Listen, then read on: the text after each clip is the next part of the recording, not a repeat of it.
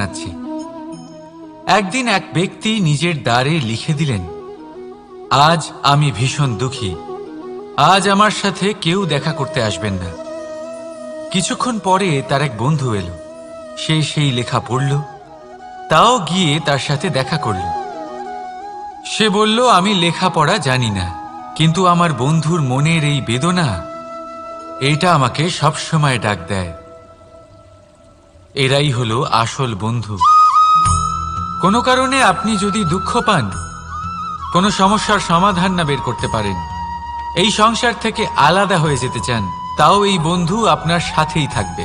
সমস্যার সমাধান না দিতে পারলেও আপনার সম্বল হয়ে অবশ্যই থাকবে। হয়তো আপনার দুঃখ কম করতে পারবে না, কিন্তু আশার আলো অবশ্যই দেখাবে। যখন আপনি সংসারের থেকে আলাদা হয়ে যান, তখনও আপনার সাথে যুক্ত